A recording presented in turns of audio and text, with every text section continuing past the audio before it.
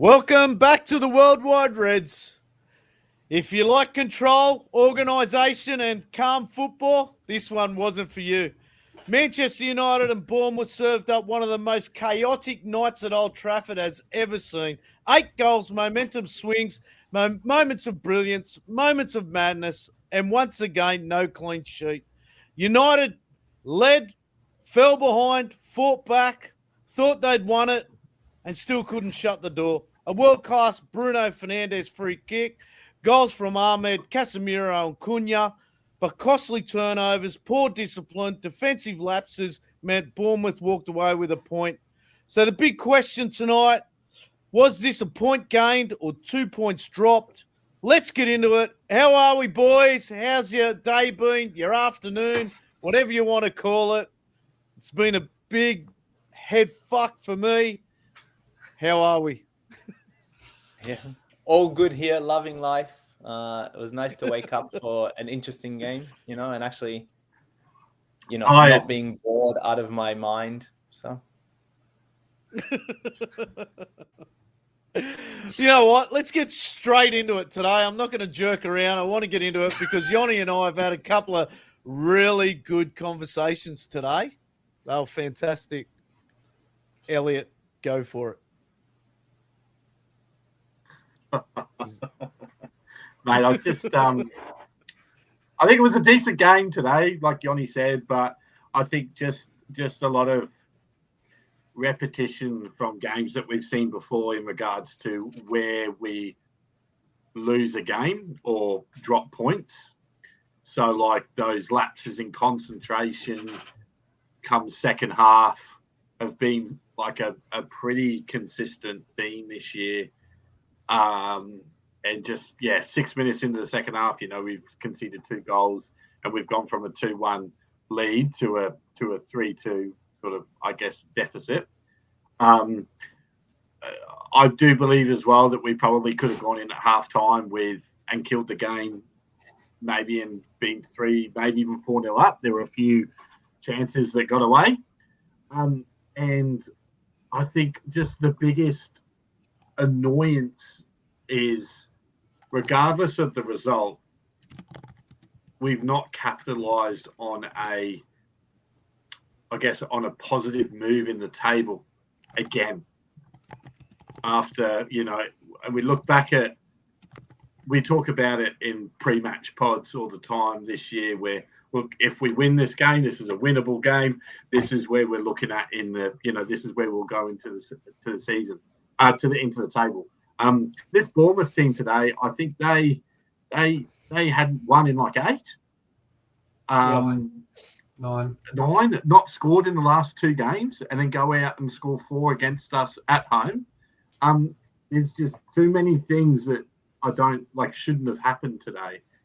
After probably the strongest performance almost in the first half before we conceded that I've seen this season, to then pissing the game up the wall in the second half just by a 5-minute, 10-minute window of no concentration and conceding 2 goals. It's going to be a season of what ifs and fine margins for us. I think it's been the theme for the first half of the season. Do you agree? To everyone besides Yoni. I get where Yoni's coming from. The conversations we had today, I get where Yoni's coming from. I look at it from a player's perspective. I because I've been around it so much, I get it. And then I get it from Yoni being a supporter and probably not really understanding that dressing room persona, the dressing room click or whatever it is, because I can guarantee you, mate, I fucking saw every one of those players' faces after that game. They are not happy with the 4-4, right? But I can see it from a perspective where the fans who probably, don't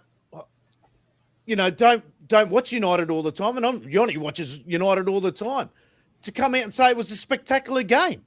It fucking was. It's an entertaining game, 4-4. But for me, conceding 4 goals at home, even though we scored 4 goals, it's a fucking shit show for me. Yeah. But here's the thing. Wait. Fair enough. Shit show. We considered 4 goals. If you went to the players in the beginning of the season, because you're a player's perspective, and you told them you're going to be you're going to be 4th, 5th, or 6th this season, which I reckon all of them know is the most realistic thing that they could have done this season. There's no way any player in the dressing room would accept that. No way. Because they go out to win the league straight away. They don't accept a position on the table other than first. Yeah. No team. And this is a very different Man United than the one from 20 years ago. Let me tell you that. No way, mate. There is no way they thought they still want to win every game, Yoni. They still want to win every game, no matter what. Oh, yeah, I agree. Hey, I, as a fan, also want them to win every game. Doesn't mean they're going to. Their expectations from the beginning would have been 4th to 8th from the beginning of the season. No chance. If you're going to be 4th to 8th in the beginning, like from literally day 0, if that's your expectation, then you're going to have games where you're not going to win, when you're going to blow these type of leads, where you're going to make mistakes that you have made before. Now, the question is, are we improving? Yes, we are. We actually scored now 30 goals this season. Last season, we only scored 44. Is that an improvement? We've conceded 26. Wait. Is that an improvement? No, it's not. Yes, because we're conceding. Yes, we're conceding. And we also don't have our 2 main centre-backs. That's okay. But we only had 22 when the fucking centre-backs were out. So it doesn't matter shit. Fuck. 22. We still conceded only 22 last season. We've conceded in our last 9 games. We haven't had a clean sheet in our last 9 games. And that's when we still had the big fucking centre-back. Okay, yeah. I agree. But it doesn't mean that we're not improving. I agree, but that sort of goals tally. One more point about improving. 1 loss in 10 games. I'm not saying we're not improving, Yoni. Okay, I'm not saying we're not improving. That's my point. If we are improving, then I can't be angry at a 4-4 game where we actually played well most of the game. And I can enjoy that game. Well, then the players shouldn't have went off sulking. They should have been celebrating. Again, this is where you're right in regards there's a player's view and there's a fan's view. As a fan, with my understanding of where we are compared to what we were last season, what we were the season before that 4-4, us actually scoring goals, where over the last 3 years, we've been shit at scoring goals. Like, we've actually been shit under Ten Hag for the last 2 seasons that he was there and the last season that we had with Amarim. This is finally, we're in a season we're scoring a lot. I can enjoy that. Doesn't mean that the players can go back afterwards when they're at home and they've lost the lead 3 times. Doesn't mean that they need to be happy with that. I'm not saying they should be happy with that. But I'm saying it's not a dour kind of like, oh, shit, we fucked up. Season's gone. It's not like that. It was a good game. I haven't said that. I haven't said that. You were shitting on it. No, I wasn't. I was just saying that you said a 4-4 is a great result. It's not a fucking good result. At no point, if you go and have a look, at no point did I say it's a great result. Well, so what's your point then? If you think it's a good game, I enjoyed it. If you think it's a good game, you said you can't enjoy a game where we score 4 goals. What would everyone insist? What would you prefer? We win 1-0. We have one shot all game, 4-4 rather than a 1-0 where we played. Okay, that's where I'm sorry. That's where you are completely wrong because that's 2 points dropped based on your entertainment, which from a competitive standpoint is completely wrong. Let me explain why. Because a 4-4 where I feel like we played well for 75% of the game compared to a 1-0 where I think we played shit, to me shows improvements over the long run. But that we didn't play well for 75% of the game. We've been shit and we haven't improved. But you can't play well for 75 minutes per game and concede 4 goals over 90 minutes. Clearly you can because we just did it. What? How? No, you said you can't do it. We just did it.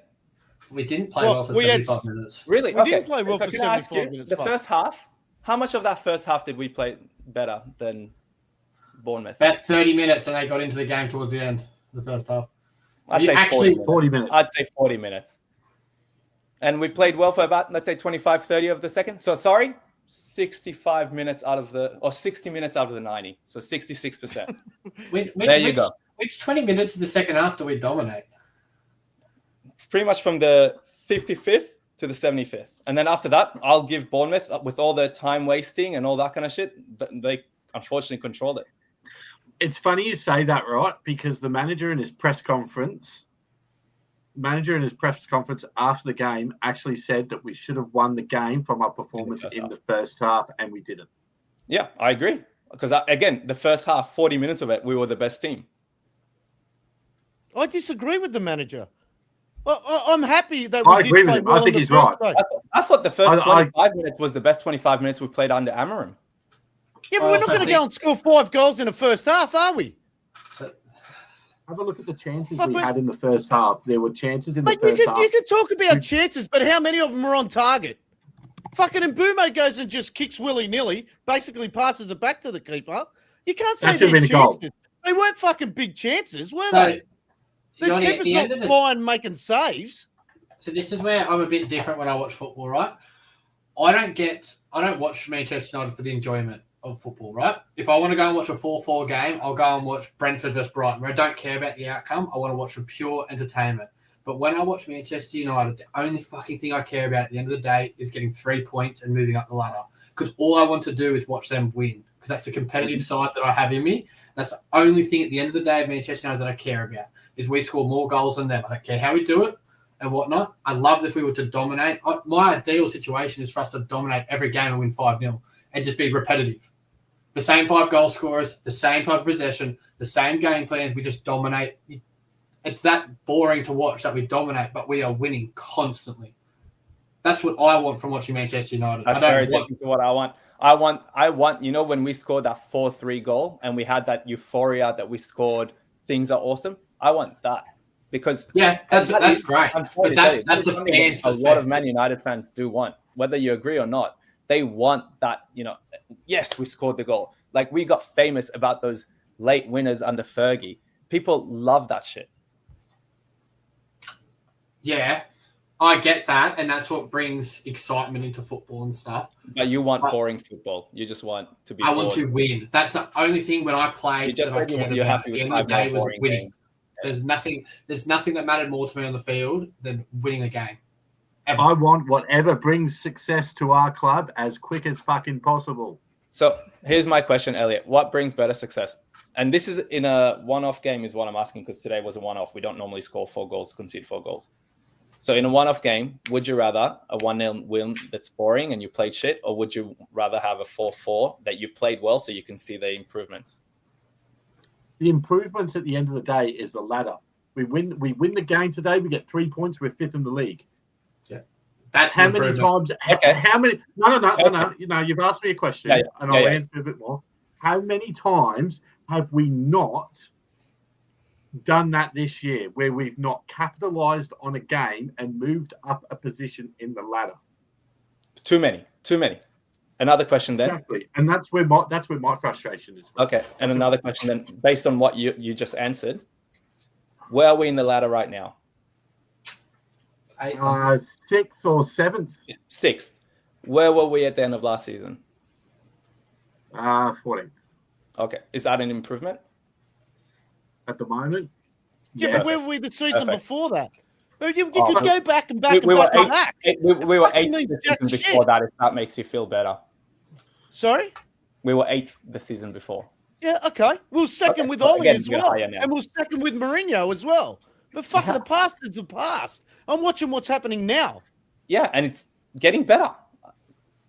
There's another thing I'm going to disagree with you heavily on, Yoni, is when you said that the players have an expectation to come between 4th and 8th. There's absolutely no. There's absolutely not a chance. I don't want him out of the team. There's not a chance any of them players started that season not aiming for a fucking top 2 finish and a cup. That is what you just like. That is your. They don't play this game to be. That's in the DNA of our club. It's not the DNA of a professional footballer. Our DNA has been ruined over the last 5 years. Is the way we're playing the same as the DNA of our club? It's not even about the club. We're barely playing young players the same as the DNA of our club. You can't say everything's in the DNA. It's not about the club. It's about the individual players. To get to that level, all you have to do is care about winning things and be so desired to get to win. I agree that they want to win every game. I agree that they want to win every game. But I think they expect to sometimes as well. I think there's a couple of. I think we have players. I hope they do. I think we have players that do, but I'm sure we have players that don't. Yeah, I agree with that too. But I don't think those players that don't are the players that will go to the top with the club. If that makes sense. Agreed. I agree. This is a great fucking debate, boys. I love it. I friggin' love it. This is why I love when Yanni's on. Right? So I want to get ammo and I love it. He brings ammo and I love it. Yeah, he just sees a different point of view. I just love that. I love that out of him. He sees a different point of view. Same with Elliot, and that's what makes it good. I've got one here from Tom, and he makes a lot of sense, but I can answer it for him. He said, 99 UCL final, there was no enjoyment from that football match. One of the worst ever, but what was one of our greatest nights. The difference was, Tom, we won, right? And it had the drama at the back end. I'm talking about the 4-4. I didn't say I didn't enjoy the game. What I don't enjoy is copping 4 goals. That's what I don't enjoy. Oh, wait, no, sorry. You said you don't enjoy us and some of the defensive lapses and fucking Bruno turning over the ball in the middle of the midfield. Casemiro copping a yellow card means he's suspended for the next game. Ill-discipline was shocking, man. And as soon as we scored that fourth goal, you could see the players. The players have just gone, we've won this. Because they celebrate that hard. You can see it. And then it just turns off. It's the mentality of these players are going to be the death of me. And I'm sure it's everyone else that's on this panel and watching from your TV at home, on Instagram and everything. The mentality is crazy. At the end of the game, Bruno was nearly crying, man, because he knows they messed up again. It's like it's so you could break the game down like nothing else in little individual pockets of errors in that midfield. Our front third, 33 attempts on goal by both teams. I think it was a record or something. It was more. I think it was like 34, and we had like 34. Yeah, or something. So I mean, what a loose game! Like for the spectator that doesn't care about who wins that game, unbelievable game. But someone like me, I watched the game again this afternoon, and I just picking its brains out. And I was talking to Jordan about this before. I said, because I'm old school and I like the 1v1 marking and everything like that, I sat down with Aaron, my daughter's boyfriend. He's a goalkeeper. He plays NPL 1 at the highest level here besides A-League. I sat down with him and I asked him, what do you see in these defensive areas? Where do you see we've gone wrong? Explain it to me.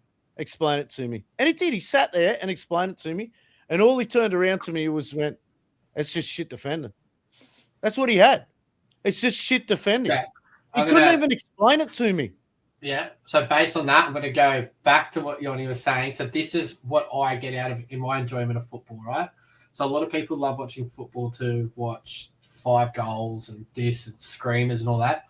I'm a little nerd when it comes to football. I fucking love watching the tactical side of things and watching how players get caught out of position, why they're not where they're supposed to be, and all those little details in the actual game. That's what I enjoy out of football. So to this morning, to the normal spectator, you're probably entertained. To me, I'm looking at that defensive fucking thing going, oh my God.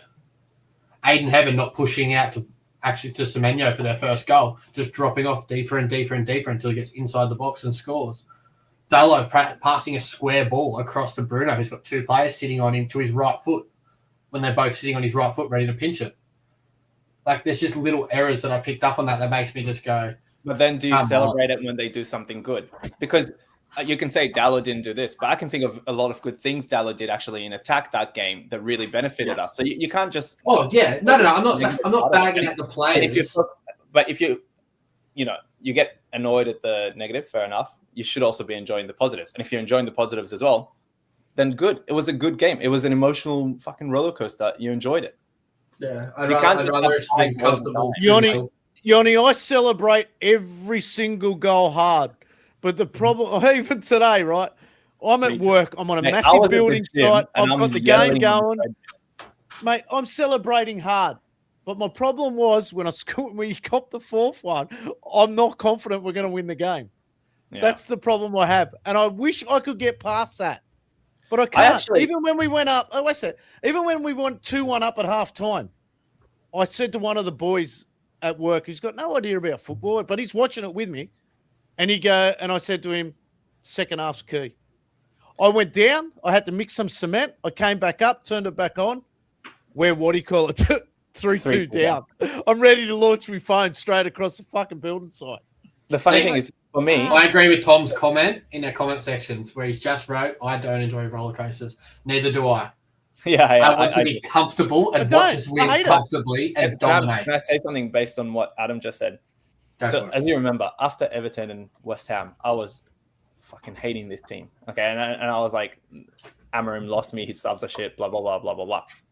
After this first half today, though, I said this in our little chat, and I when it was 1-1, I said I'm still confident we're going to win this game because I thought we played so well in that first half, and I felt confident that if we come out the same way, we would actually kill them. Unfortunately, it's not what happened, but that first half was that good to me that I felt like we actually that is the best half. Do you think we were really good in that first half, or do you think Bournemouth were poor coming off there? No, I thought we were really good. We actually pressed a lot from the front, and you'll see a lot of situations where we won the ball up front. We attacked both wing backs quite high up. It was very similar to Amarim's system at Sporting in regards to how it was working in the attack part of things. I thought we were really good when they had the ball in their back third, so our attacking third. Yeah, I thought we were very good at pressing that. Pressed really high. All those sorts of things are really positive. And I think when I was watching the first half, I'm like, where the hell has this been? Where the hell has this been for the last couple of games? And I think probably where my frustrations lie now is more on where to next. We've come through. I think I said at the end of November, by the end of the year, I'd be happy with 18 points in this month, and I think we've only got 7 so far with 2 games to go. So my optimism was less optimistic, but I think my frustrations now are after that game. Where to next? We've got 3. At least 2 big players who are away for a period of time. Mazraoui, who I guess for a versatile player, when you've got Casemiro suspended on the weekend now, Mazraoui is the type of player that I prefer to see fill that hole than maybe Ugarte. He's not available. Casemiro's not available. We've got Sesko coming back from injury. He's going to have to start on the weekend. And to be honest, he did look quite lively coming off the bench today, I thought, in pockets. But where to next now when the team is a bit more depleted? The goals that we conceded today, I would have felt more. I do feel that we wouldn't have conceded those with a Delit in the team, even a Maguire in the team. There is a lack of structure at the back without those 2 lads. So what my frustrations are after that defeat, which I was hopeful for a win, where to next? I got a comment from Dino. It's been up there for a little bit on Instagram. He said, and it goes with you, Elliot, because I've been waiting for someone to say it. He said, midfield too loose, and you have young kids behind them struggle, and I totally agree. I 1000% agree. I'm not saying. I don't want to make the excuse that we've got young kids. That's why we defend. That's why we're defending poorly. That is probably one of the reasons. But we've got enough experience around those players that should be leading them in the right direction. Especially when it came to the last goal. The last goal was that poor. Let me just bring the photo up before this. I know we're going. I don't know what's going on there. Let me just see what's happened there. Add to screen. I don't know what's going on there. Anyway, there you go. You've got Martinez is a World Cup winner, okay? He should be guiding. That's Delot there as well, yeah? So you've got a World Cup winner there. Delot's number 2, yeah. He's on number 7. Delot's number 2. Aiden Evans 26. Martinez is number 6. He's someone. Luke Shaw is dawdling there anyway. But Martinez is on the wrong side of his player. This was one of the questions I put to Aaron What is the go there? Is he marking on the correct side, or where should he be on goal side? And the first thing he said, he should be a goal side. Now, he's a World Cup winner. What's every one of these players doing? And I make the fucking point every single time. There's 8 players there. What are they doing? Staring at the fucking ball. They're all staring at the ball, man. And I talk about this every single... Now, that's basic.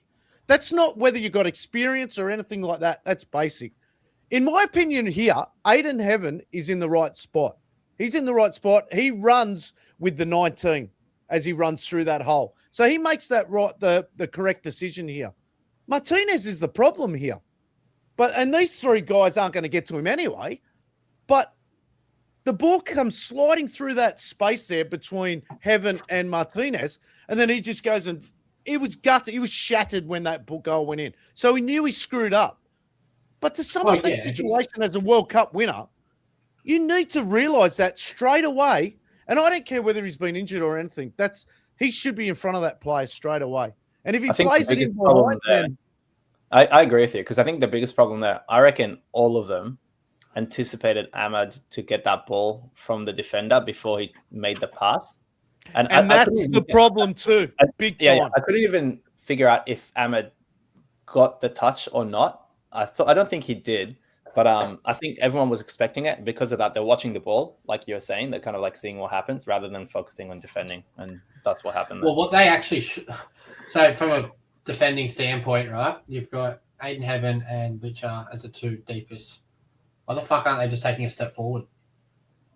Take a step up. 100%, man. And this is like a simple step up. Jordan, have I not spoken about playing the offside trap? Yeah. That no team ever does it.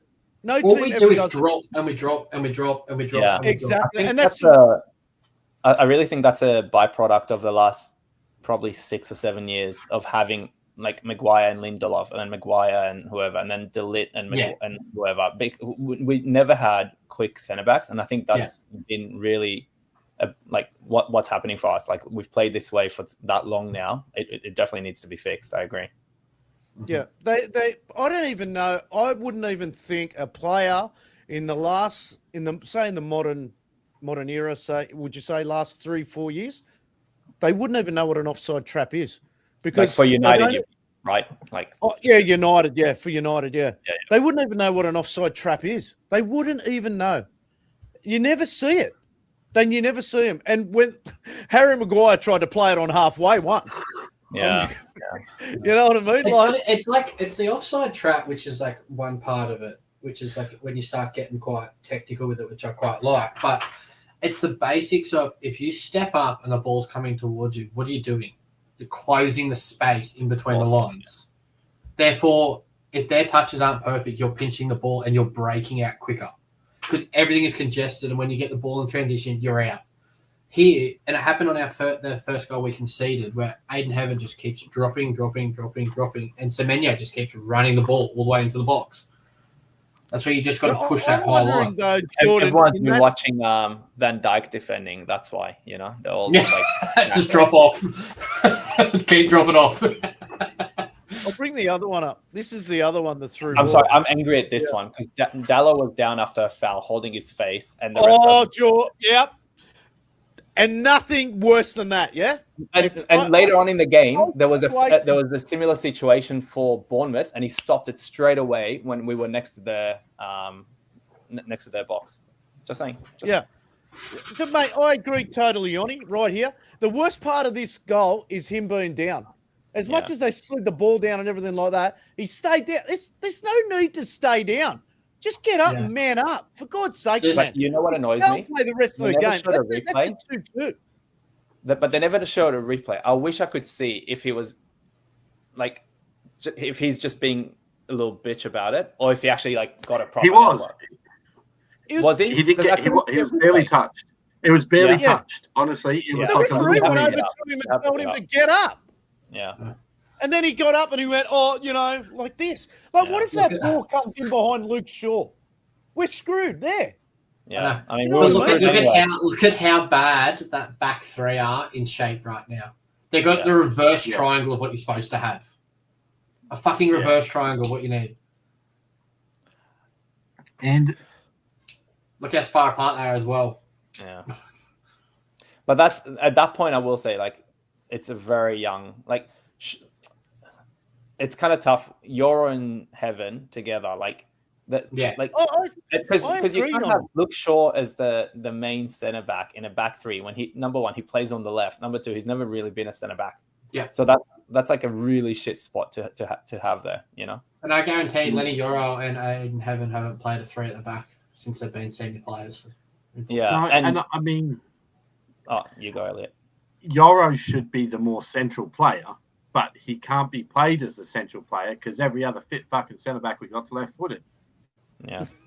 But it comes back to my point. Honestly, though.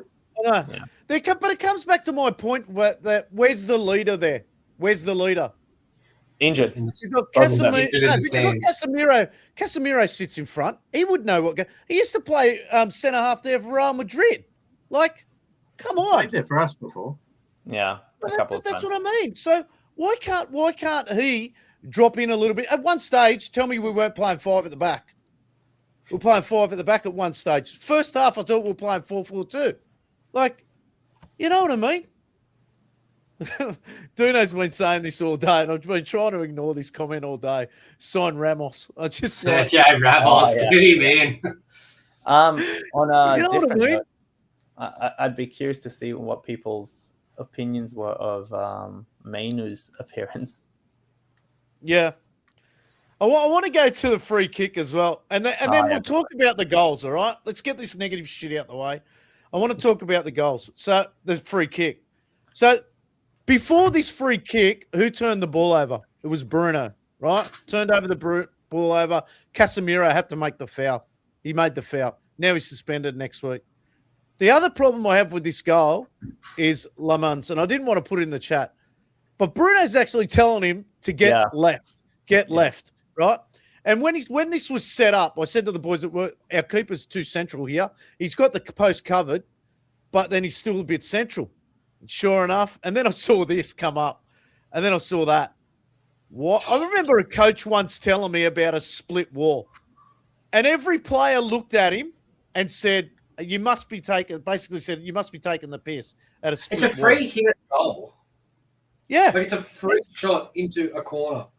It's craziness. A split wall. I used to take set pieces for my team, and dead set. If I ever saw a split wall, I was always hitting it there. The keeper's not going to get across far enough, especially if he's standing right there. And you know the thing that gets me about this one too, have a look at it when you get a chance.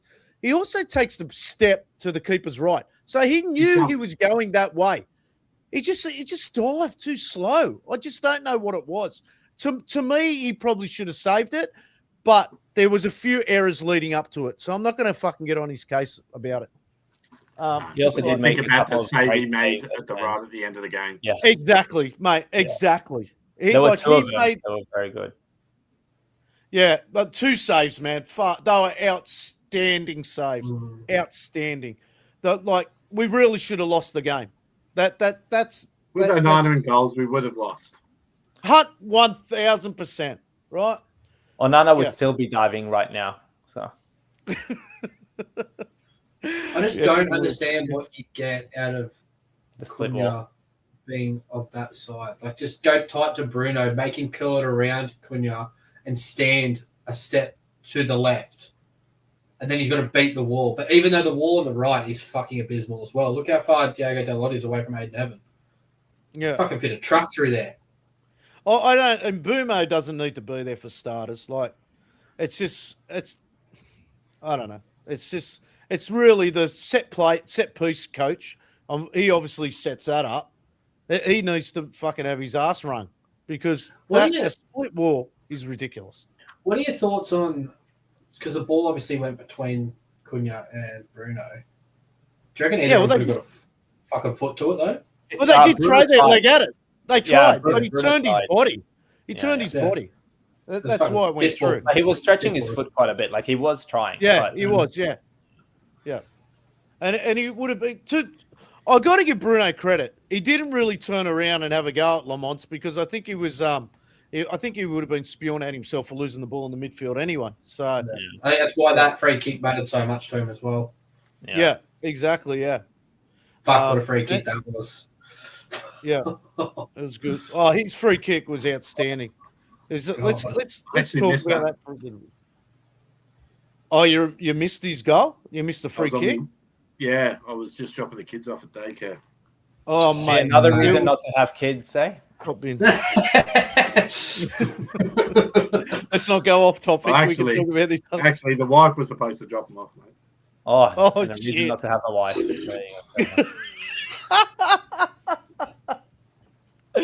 Oh, shit. Anyway, let's talk about our goals. What was the first goal? The first goal. Ahmad's goal on the line. Ahmad's goal on the line. That was a cracking ball in, by the way. Yeah, it was from Gallo. Yeah. Cracking ball in. He's starting to give us a bit of product down that left-hand side. Like, you'd much rather that than Dorgu. I just worry about, I guess, the variation to that starting 11 with Ahmad away now. I hope we don't remove Dallo from that position because he's owned it last 2 or 3 games. Yes, Delotte's played pretty well the last few games too, hands down. I really like Ahmad, but fuck, I am so sick of him coming in on his left foot. Just change it up once and go down the right. I don't care if you don't even do anything with it. Just give the defender something else to think about when they're defending. This is the exact problem we have with Anthony. Yeah, it's the exact same problem, but Ahmad's got a bit more ticker to him where he can actually get in there and try something a bit more fucking better than Anthony. Oh, yeah. I'm not saying he's like Anthony. Nothing like him, man. It's when you're defending him, all you've got to do is put your right foot back, left foot forward, and just show him inside, and then just have a second man come in. That's all you've got to do. The one time he did go on the outside, he ended up doing the cross he just went like over everyone. And then I think Mount had to go and get it Mate, there was a situation that makes the defender go, which way am I jogging? Yeah, which way is he going to go? And then he ends up being square, and then you're beating him either side. That's why Nani was so good. 2-footed. Yes. So either way. It's the hardest thing to mark as a 2-footed player because you're sitting there going, fucking which way are you going to go? I was worried when Ahmad got the touch that it was offside because some angles, it looked like the ball was going in anyway. And then some angles, I was like, is it? Isn't it? So I was like, he kind of has to. But yeah, thankfully it wasn't. I was worried that Cunha handballed it. Oh, yeah. Oh, do you think? Yeah. Let's talk about a couple of those incidents. I was at the game when Casemiro got sent off and putting his hand around the guy's throat. What about that? Go with that? Yeah. How doesn't he get sent off? To be fair, okay. I felt Casemiro shouldn't have got a red 3 years ago when he got the red. So now I can't say this shouldn't be getting a red. Yeah. No, but even a couple of those challenges. But I do think that this one was not quite the same level as Casemiro's. Casemiro's was two-handed. Mind you, he did more of this, I feel, but it kind of looked worse. And he just did that. It kind of pushed him away. He's still touching someone. He's still someone. Yeah, I agree. I don't think Dallo's reaction would have helped give it a red card. He actually stood there and went like this. Do you know what I mean? Like if he had gone down, holding his neck, which I don't like in a game, it actually does make it look more of an aggressive. Yeah. The player got sent off the other week for putting their hand on a player in his own team. Yeah. That's so funny to me, eh? There was no real difference to that, was it? Yeah. The ref was shit. The ref was like, he was inconsistent. He didn't, like the amount of times Bournemouth actually fouled us in getting the ball back. Like we were in their third, they'd foul us, get the ball, and he'd never call a foul. And the amount of time wasting they did, it was way more than 8 minutes in that half. They time wasted ridiculous amounts and never gave them a yellow or anything like that. It was actually like a joke. Mm-hmm. There were so many incidents in that game. Like the more you talk about it, the more you look you're back. Smiling. You loved it. Fake smile. I just enjoy the banter. I enjoy the banter, and that's what makes it. I love it, honestly. What was the second goal we scored? The second goal was Casemiro's header. Where the goal Casemiro's header. That was a poorly goalkeeping. But you knew it was coming because when they were taking the corner, they were already kind of the camera was already zooming on Casemiro, so you knew like the ball was just going to go to him. Like it was just it's one of those moments that just you knew was going to happen before it happened. Yeah, and then he scored. But he seems to always get his head on. He's always struggling that. Always struggling. He's like a better version of Maguire in the attack. Like because Maguire, like honest to God, up until last year, he would get every header that ever existed, but he would just head it off. Yeah, 100%. But Casemiro on target. You know, like yeah. Because Maguire, when he heads, it goes like this. He tries to push his big head in the ball, so it always comes to the top part of his head. You can't blame him. He's just struggling to move. You know, it's very big. He's like, you know, the neck muscles he must have. Maguire doesn't jump. He just like pushes, gets his arm across, and just puts his head in there like this. Yeah. Like, just hits his head and goes up. Yeah. Even our first corner of the game, Ahmed put a beautiful ball in from the corner. I love his left foot for a corner. And there was I think it was Bruno. It went straight across the face of the goal, and then Mbeumo was on the and Mbeumo couldn't get it. Yeah. I actually think he should have slid in. Like I feel like if he slid in, he would have. I have a bigger problem with that. I think he needs to drive harder into the box. He needs to drive harder. Sesko has to drive into the box to get that. Yeah, we're talking about the same one. As a striker, your only thing you should think about every game is scoring a goal. That should be your driven purpose. I don't think that's Sesko was on the field for the one I'm thinking of. There was a person in the middle, but I thought it was Cunha or Mount. Yeah, it was Cunha on the back post for that one from Bruno. It was Cunha in the middle and Mbeumo. Yeah. The one I'm talking about had Sesko because the ball gets played to Bruno on the right. It's in the second half, and he whips this ball across the box, and Mbeumo's coming in at the back post, but he's too slow, and Sesko's kind of walking in. I'm going to watch this again. I watched the game just before we jumped on this.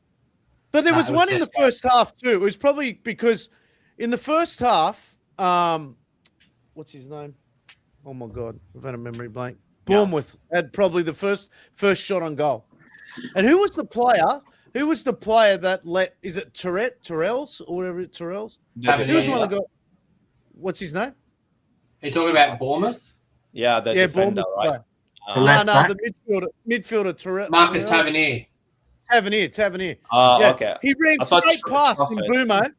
Yeah, ran straight past Mbeumo, and Mbeumo's like blinkers. Oh, okay, he's gone. Oh, better chase. Was that the header? No, the header. It was a header. Yeah, and Lamont had to make that save early. Mate, that run, he just runs past everyone to start to the box. Yeah, what a good save as well. Like good reaction save. He was in good position for it and everything, but it's like you can see the player clearly going past you, and you don't even turn. I think he attempted to turn, but he was ball watching again. It is the biggest fundamental problem in our team is the ball watching. And if you're on your heels, player does it. And I'll tell you another one that I often see from a lot of our players is not checking their shoulder.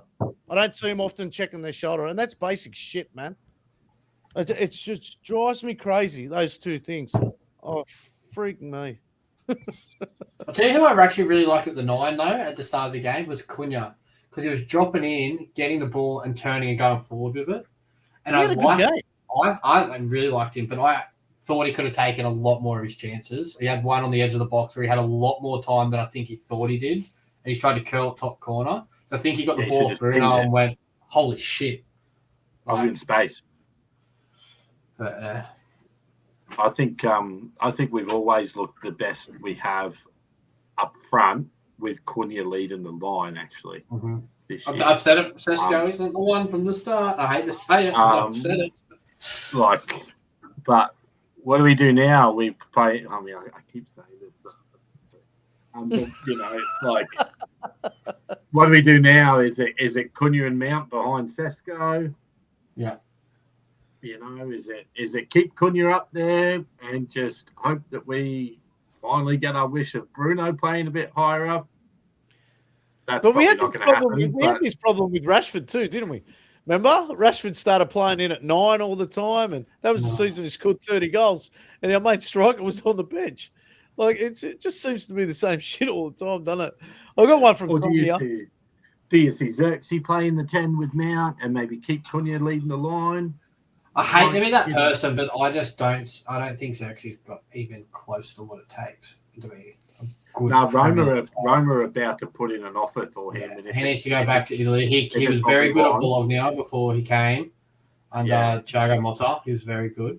But It's I like don't think I don't think he's just got what it takes in the Prem. And I hate to say that because I would never fucking make it even to his level. So I hate to be someone to say that about another player. But when you look at the way he plays, I know he doesn't play much, but the pace of the game, it just goes by him so fast. Yeah, we just signed him because he was Dutch. I've got a couple of comments here. First one is Tom. A few different results this season. We're talking about Cunha becoming a United great. I think he's been great since signing, which good. I think he's been okay for us. I just love that we have someone who carries the ball. He just like runs. He's aggressive with it too. Really wants to get the field and score. He's one of those players for me, and he's Brazilian, yeah? Yeah. He's a typical Brazilian player, mate. He just seems to have forever on the ball. He knows where he wants to put it before he even gets the ball. He's one that does check his shoulder all the time and does scan a lot. And you can see the difference. I actually think when he was down our defensive left-hand side, and he had three players on, I think he accidentally kicked the ball forward just quietly. It wasn't he meant to get past him that easy, but I do remember that. And then he ran around him. Yeah. But it did work out really good for him. He was channeling his Gareth Bale. That's what he was doing. Oh God, what a run! And I got another one for Dino here, and I think he's having a little dig at Jordan, which I love. Of course he is. He always is. How many games has Sesko played? Give him a chance. So this shit I'm not copping because I've watched him for 3 fucking years before I even joined Manchester United. So because I'm not like Dean and I only watch one game of football every fucking week and not the fucking rest of the world, I don't want to hear his opinion right now on Sesko. Until he can get on the pod and stop being a little pussy about it, he has no. His input's not valid. Thank you. He's been on the pod. Oh, he's a special guest for one episode. See you later. Jordan, you leave our Dino alone. Leave our Dino. He knows I love him. Just going to stir him up when I can. Can we talk about Mainu now? We can talk about Mainu. Yes, we can. And before we go on to Mainu, well, it's part of Mainu. What the fuck was his brother thinking? Oh, honestly, my God. What was he thinking? That and I thought it was fake until I seen I thought it was fake too. And then I've just gone, what was he thinking, man? Like, you want to make things worse? You've just done the job. Honestly, it's almost it's actually probably worse than Garnacho's brother. Like anything that Garnacho's brother's done, this is worse, I feel. And I never thought it'd come from his family. I thought he was like such a humble family that were quiet. He just played football. I see very similar things with Kobe Mainu's situation that's very similar to Rashford's. Outspoken sibling instinct, trying to, move heaven and earth for him and think he's, bigger than the club or whatever. I just see a similar situation with Mainu as we did with Rashford towards the end of his. Really? I guess. But Rashford came out and spoke a lot. Mainu really hasn't said anything. I think the difference is too, Rashford scored 30-something fucking goals in a season. Yeah. That'd be keen. I actually thought Mainu was good when he came on. So did I. And he came on at the 65th minute, and I thought it was freaking great. I thought he was really good, especially in tight spaces when he had like 2 or 3 players on him and just kind of like maneuvering out of it, whether it was through a 1-2 or through dribbling, whatever the case is. He made the right decision at the time to kind of like move forward with it. Yeah. So. The only issue I had with him was, me and Dean talked on it a bit the other week again, is defensively, people can just run past him. Like, remember he came on for Casemiro too. So he was taking Casemiro's role. So that was my point to you and Dean. He can play that role. Somebody said that to Amorim in the press conference a couple of nights ago as well, saying like, "Have you thought about that?" But But the thing is, I don't know if it's where I want him to be. It's just another player that we're going to be playing out of positions, and now it'll be Dallo out of position, Bruno out of position, Mainu out of position. Like, how many people? What do you think happens with him now after his brother? Like, that's such a dumb thing to do. Yeah, I just want to actually. We'll never find out, but I want to know if Kobe knew that his brother was going to do that. He'd have to. Yeah. Have to. Let me read a couple of comments here. I've got Rupert _Papa Pupkin07. We need to replace the lot. We need to replace the lot and Shaw. Wingbacks in this era need to be doing more. What are your thoughts on that, boys? I get the point. I mean, if you really look at like the best wingbacks out there at the moment, or at least players who could be wingbacks, like go to PSG and take both of them. Yeah, PSG Hakimi and Nuno Mendes, or like if you know like Davis, Alphonso Davis from Bayern. Yeah, like I mean he's injured all the time at the moment, but imagine like having had a player like him with that speed. The pace. That's where Hakimi's good.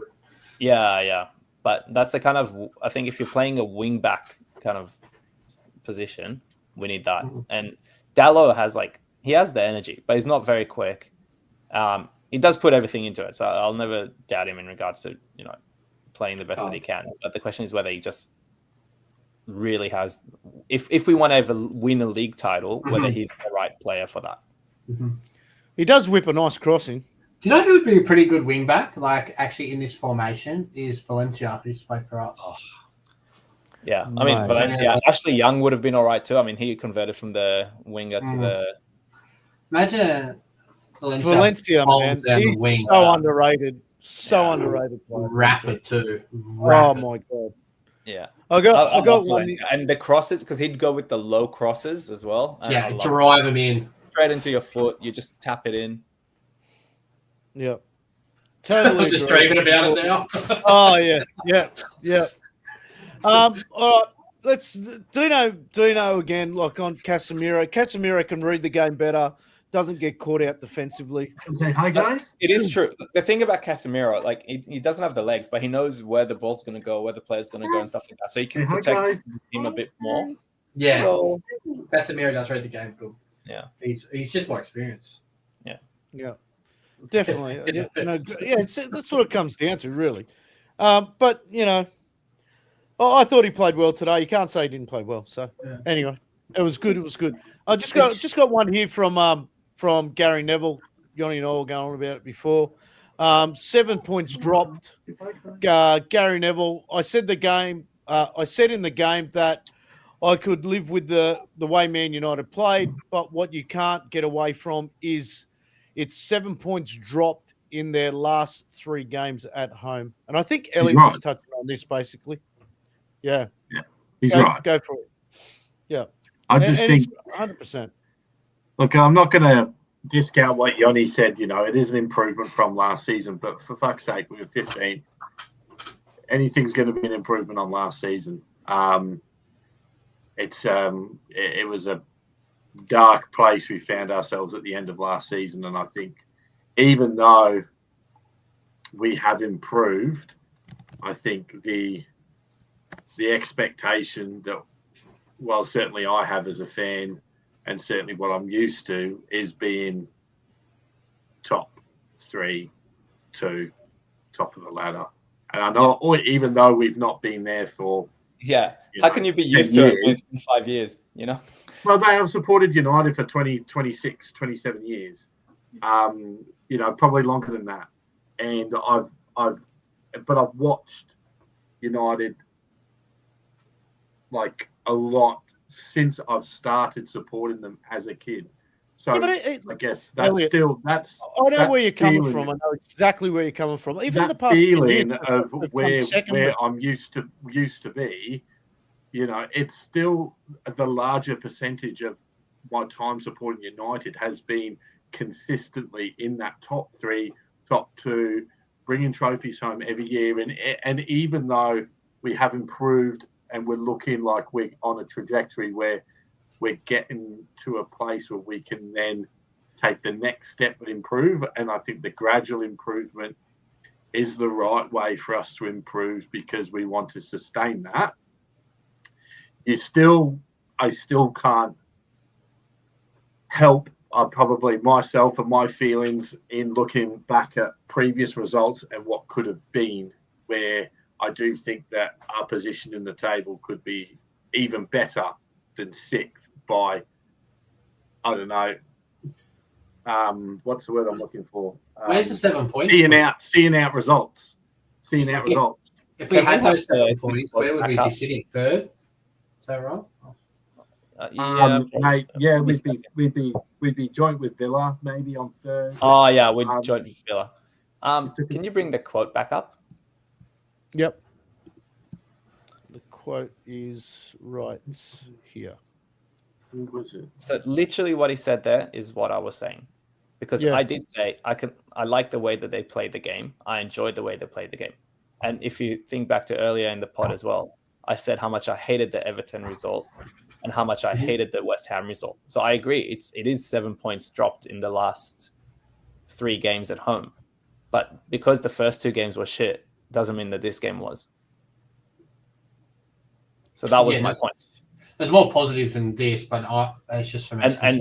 And especially when you consider how low the Everton and the West Ham games were. Like that, I was like at a, minus 10 after that. Like it was fucking shit.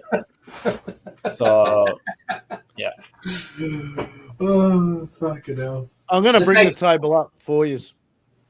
I'll bring the table up. It's just loading now. Let me get it up. Okay, here we go. Add to stage. Here we go. There's the table.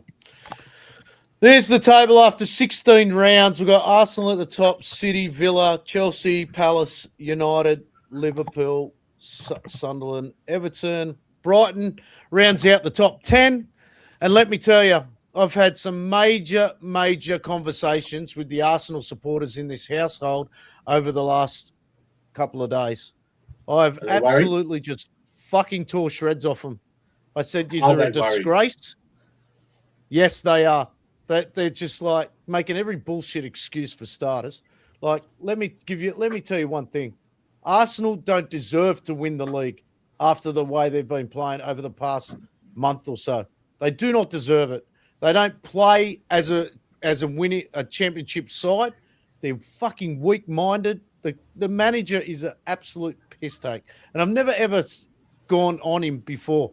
After what I've seen, and after the fans probably make it worse, they're just absolute joke. Mate, I hope they get fucking... I reckon they'll finish the league in third, to be honest with you. City's going to win the league. City will win the league. Yeah, I agree. City will win it. Can I bring up a point just looking at this table? This is something pretty crazy. 20 teams, right? Only 2 of them have won the last 2 games that they've played. So Arsenal hasn't, Chelsea hasn't, Palace hasn't, we haven't, Liverpool, etc. Only literally Man City and pretty crazy, that isn't it? Are on a 2-game winning streak. While we're talking about other teams, did anybody watch Sunderland versus Newcastle on the weekend? Oh, Newcastle is so shit. Oh my! What a header from Stop for a sec, Jordan. I've just got a comment here from Tom, which will lead you into it. Newcastle bring me so much joy. Do yourself a favour and watch some of their content. I watched Alan Shearer review of it. That was the best part. Mate, Sunderland atmosphere at the Stadium of Light was one of the best atmospheres I've seen on TV in a stadium ever. Period. They were fucking phenomenal. The way that was honestly, I was in just the whole time watching the game. They did not stop singing, throwing shit, getting like every time Newcastle players got the ball, they were booing. It was just one of the passion in it because they haven't played each other in the Premier League in 12 or 13 years. Yeah. They had a league. They lost the League Cup last year. They played there, and Newcastle battered them 3-0. I think it was. The best thing about this is, I don't know if you watched the overlap, but a couple of weeks ago, the Newcastle fan was ripping into Sunderland. Yeah. I will definitely get you. And I'll put a bet on it. And listen, it was so arrogant. I can't wait to watch the next one. Yeah. I love it. Because I love Sunderland. I've got a soft spot for them. And I've got one of my colleagues. Fucking played that game was fucking amazing. One of my colleagues is a big Sunderland fan. Like every time he goes to the office, he has a Sunderland jersey on. We're going to wrap it up there, and we're going to finish with Dino's comment on Jordan. It'll be something about me again, won't it? Jordan getting giddy over Geordies. How do you stop commenting and get on here, eh? One of fuck off. I mean, that's why you live in Newcastle, right? Yes, he lives in Why I hate Newcastle.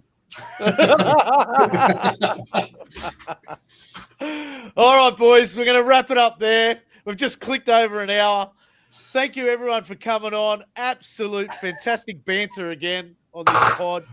Just love it to bits. That's why I get enjoyment out of doing this pod, because I know everyone's got passion for United in their own way, and there's nothing better than that. We call a spade a spade. We don't try and make bullshit up here. We just put it all out there, and we don't really care what people think, and that's what's good about it. So thank you, Jordan. Thank you, Yoni, again. Thank you, Elliot. And I know it's hard for you two to get on because of the kids and everything like that, but I really, really do appreciate when you guys get on. I really do. And Jordan, mate, always, it's Christmas time. You've had a tough run with work and your building and everything like that. And I know I'm getting a little bit soft in this. Yeah, I don't like this at all. We're coming up to Christmas. And just in case I forget over the next few pods, being that this one was such a great one, I want to thank you for what you have done since we've brought this back. It's been good. We have a lot of chat. What you do too. No, mate, it's all good. And the guys getting in the chat and keeping the flow of the podcast going and supporting us and everything like that, it's great. I think I was Dean in the chat. I love him. Oh, poor Jordan. And we're going to hopefully – I'm busy tomorrow. What's tomorrow? I've got Safwan flying into Sydney tomorrow, so I'm taking him out for dinner tomorrow with a few boys from the supporters club. So Friday we may get on and do a little one. Might do a little one for Dino so he can just be on here.